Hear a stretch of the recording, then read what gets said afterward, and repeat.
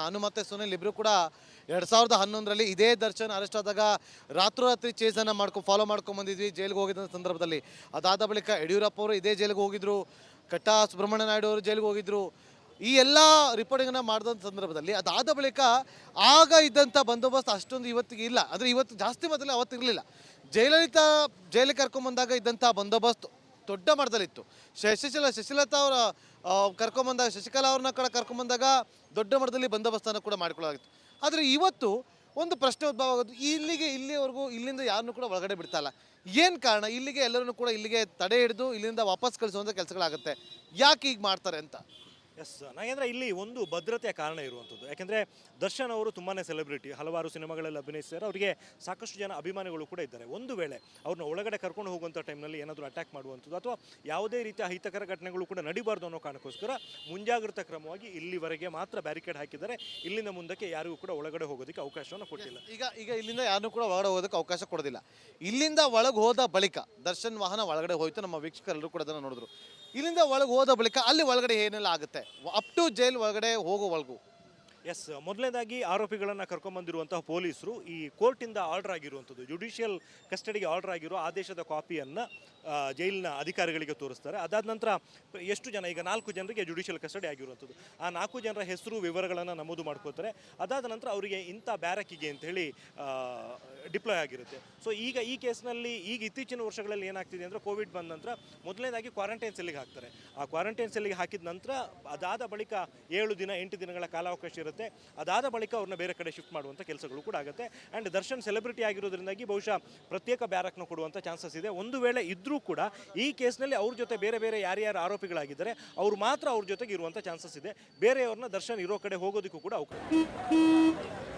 ನಡಿ, ಈಗ ಶುರು ಮಾಡೋಣ. ಕೇಸರಿಯಿಂದ ಮನೋಲ್ಲಾಸ ಮನಸ್ಸು ಮತ್ತೇರಿ ಕುಣಿದಾಡಿದೆ ನೋಡು, ಮನಸ್ಸು ಮತ್ತೇರಿ ಕುಣಿದಾಡಿದೆ ನೋಡು. ಕ್ಷಣ ಕ್ಷಣವೂ ಆಚರಿಸಿ ಕೇಸರಿ ಹಬ್ಬ. ವಿಮಲ್, ಬಾಯಲ್ಲಿ ಹೇಳಿ ಕೇಸರಿ. ಕೋರ್ಟ್ನ ಒಳಭಾಗದಲ್ಲಿ special public prosecutor Prasanna Kumar ಅವರು ವಾದವನ್ನು ಮಾಡ್ತಾ ಇದ್ರು.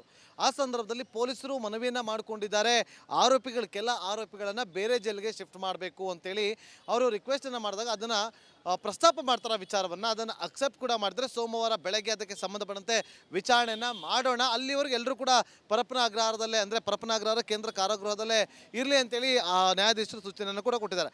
ಯಾವ ಕಾರಣಕ್ಕೋಸ್ಕರ ಈ ಒಂದು ನಡೆ ಅಂತಂದರೆ, ಈಗ 18 ಜನ ಆರೋಪಿಗಳಂತ ಬಂದಾಗ ಎಲ್ಲರೂ ಕೂಡ ಈಗ ಜೈಲಲ್ಲಿದ್ದಾರೆ. ಒಬ್ಬ A1 ಆರೋಪಿ ಪವಿತ್ರಗೌಡ ಮಹಿಳಾ ಸೆಲ್ನಲ್ಲಿರುವಂಥದ್ದು.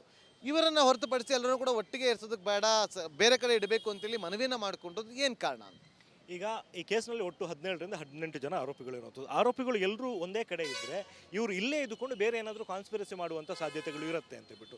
ಯಾಕೆಂತ ಹೇಳಿದರೆ ಇಷ್ಟು ಜನ ಆರೋಪಿಗಳು ಇರೋದ್ರಿಂದಾಗಿ ನಾಳೆ ದಿನ ಈ ಕೇಸಿಗೆ ಸಂಬಂಧಪಟ್ಟಂಥ ಸಾಕ್ಷಿಗಳಿಗಿರ್ಬೋದು ಅಥವಾ ಬೇರೆ ಯಾವುದೇ, ಈಗ ಇಷ್ಟು ದಿನ ಪೊಲೀಸ್ ಸ್ಟೇಷನಲ್ಲಿದ್ದರು, ಅಲ್ಲಿ ಮುಕ್ತವಾಗಿ ಮಾತನಾಡೋದಕ್ಕೆ ಸಾಧ್ಯ ಆಗ್ತಿರಲಿಲ್ಲ. ಪೊಲೀಸರು ಒಬ್ಬೊಬ್ಬರನ್ನ ವಿಚಾರಣೆಗೊಳಪಡಿಸಿದ್ರು ಮತ್ತು ಮಾನಿಟರ್ ಮಾಡ್ತಿದ್ರು. ಇಲ್ಲಿ ಆ ರೀತಿಯ ಒಂದು ಸಂದರ್ಭ ಇರಲ್ಲ.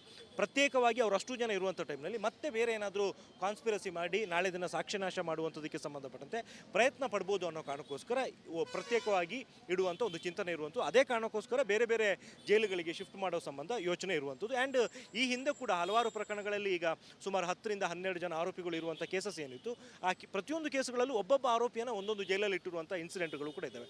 ಈವನ್ ಗೌರಿ ಲಂಕೇಶ್ ಕೇಸಲ್ಲೂ ಕೂಡ ಅಷ್ಟೇ ಸುಮಾರು 17 ಜನ ಆರೋಪಿಗಳಿದ್ದಾರೆ. ಅವರು ಎಲ್ಲರೂ ಕೂಡ ಒಟ್ಟಿಗಿಲ್ಲ, ಇಬ್ಬರು ಮಾತ್ರ ಈ ಜೈಲಲ್ಲಿ ಇದ್ದರೆ ಇನ್ನಿಬ್ಬರು ಬೇರೆ ಕಡೆ ಜೈಲಲ್ಲಿ ಇದ್ದಾರೆ. ಹಾಗೆ ಪ್ರತ್ಯೇಕವಾಗಿ ಬೇರೆ ಕಡೆ ಇಡಲಾಗಿದೆ. ಆ್ಯಂಡ್ ಎಲ್ಲದಕ್ಕಿಂತ ಒಂದು ಇಂಪಾರ್ಟೆಂಟ್ ವಿಚಾರ, 2011ರಲ್ಲೂ ಕೂಡ ದರ್ಶನ್ ಅವರು ಅರೆಸ್ಟ್ ಆಗಿದ್ರು. ಅದಾದ ನಂತರ ಪರಪ್ಪನ ಅಗ್ರಹಾರಕ್ಕೆ ಬಂದಿರು. ಆ ಟೈಮ್ನಲ್ಲೂ ಕೂಡ ಅವರಿಗೆ ಆರೋಗ್ಯದ ಸಮಸ್ಯೆ ಉಂಟು ಅಂತ ಹೇಳಿ ಹಾಸ್ಪಿಟ್ಲಿಗೆ ಅಡ್ಮಿಟ್ ಆಗಿದ್ರು. ಮೊದಲು ನಿಮಾನ್ಸ್ ಹಾಸ್ಪಿಟ್ಲಿಗೆ ಹೋಗಿದ್ರು, ಅದಾದ ನಂತರ ವಿಕ್ಟೋರಿಯಾ ಹಾಸ್ಪಿಟ್ಲಿಗೆ ಅಡ್ಮಿಟ್ ಆಗಿದ್ರು, ಕೊನೆಯದಾಗಿ ರಾಜೀವ್ ಗಾಂಧಿ ಹಾಸ್ಪಿಟಲ್ಗೆ ಬಂದು ಅಲ್ಲಿ ಅವರು ಅಡ್ಮಿಟ್ ಆಗಿದ್ರು. ಸೊ ಈ ಪ್ರೋಸೆಸ್ ಈಗಲೂ ಕೂಡ ಆಗುವಂಥ ಸಾಧ್ಯತೆ ಇದೆ. ಅಂದರೆ ಯೂಶ್ವಲಿ VVIP ಕೇಸ್ಗಳಲ್ಲಿ ಹೆಲ್ತ್ ಇಶ್ಯೂಸ್ನ ಕಾರಣ ಹೇಳಿಕೊಂಡು ಆಸ್ಪತ್ರೆಗಳಿಗೆ ಹೋಗಿ ಅಡ್ಮಿಟ್ ಆಗುವಂಥ ಇನ್ಸಿಡೆಂಟ್ಗಳು ಈ ಹಿಂದೆ ಸಾಕಷ್ಟು ಬಾರಿ ಆಗಿದ್ದಾವೆ. ಹಾಗೆ ಅದೇ ರೀತಿ ಈ ಬಾರಿಯೂ ಕೂಡ ರಿಪೀಟ್ ಆದರೂ ಕೂಡ ಆಶ್ಚರ್ಯ ಇಲ್ಲ. ಈಗ ಎಲ್ಲರೂ ಕೂಡ ಒಟ್ಟಿಗೆ ಈ ಒಂದೇ ಬ್ಯಾರಕಲ್ಲಿ ಇರ್ತಾರೆ ಅಥವಾ ಬೇರೆ ಬ್ಯಾರಕ್ಗಳಲ್ಲಿ ಶಿಫ್ಟ್ ಮಾಡ್ತಾರೆ ಅಥವಾ ಹೇಗೆ ಅಂತ? ಸದ್ಯಕ್ಕೆ ಕ್ವಾರಂಟೈನ್ ಸೆಲ್ನಲ್ಲಿ ಎಲ್ಲ ಆರೋಪಿಗಳು ಕೂಡ ಇರ್ತಾರೆ. ಈಗ ಆಲ್ರೆಡಿ ಅರೆಸ್ಟ್ ಆಗಿ ಇದು ಜೈಲಿಗೆ ಬಂದಿರುವಂಥ ಆರೋಪಿಗಳು ಏನಿರ್ತಾರೆ ಅವರಿಗೀಗ ಪ್ರತ್ಯೇಕವಾದ ವ್ಯವಸ್ಥೆಯನ್ನು ಮಾಡಿರ್ತಾರೆ. ಇವತ್ತು ಬಂದಿರುವಂಥ ಆರೋಪಿಗಳಿಗೆ ಇವತ್ತಿನ ಮಟ್ಟಿಗೆ ಒಂದೇ ಕಡೆ ಇರ್ತಾರೆ. ಅದಾದ ನಂತರ ಅವ್ರನ್ನ ಬೇರೆ ಬೇರೆ ಕಡೆ ಪ್ರತ್ಯೇಕವಾಗಿ ಇರಿಸ್ಕೊಳ್ಳೋದಕ್ಕೆ ಜೈಲಿನ ಅಧಿಕಾರಿಗಳು ಅವಕಾಶವನ್ನು ಮಾಡುವಂಥದ್ದು. ಶ್ರೀಲಕ್ಷ್ಮಿ ನೋಡಿ, ಈಗ ಜೈಲಿನ ಒಳಭಾಗದಲ್ಲಿ ಏನೆಲ್ಲ ಪ್ರಕ್ರಿಯೆಗಳಾಗುತ್ತೆ ಅನ್ನೋದ್ರ ಬಗ್ಗೆ ನನ್ನ ಹಿರಿಯ ಸಹೋದರಿ ಸುನಿಲ್ ಮಾಹಿತಿಯನ್ನು ಕೊಡ್ತಾ ಇದ್ರು. ಸೊ ಚಾರ್ಜ್ ಶೀಟ್ ಸಲ್ಲಿಕೆ ಮಾಡೋದಕ್ಕೆ ಅವರಿಗೆ 90 ದಿನ ಕಾಲಾವಕಾಶ ಇರುತ್ತೆ. ಅದಾದ ಬಳಿಕ ಏನೆಲ್ಲ ಪ್ರಕ್ರಿಯೆಗಳಾಗುತ್ತೆ ಅಂತೇಳಿ ಕೂಡ ಗಮನಿಸ್ತಾ ಇದ್ವಿ.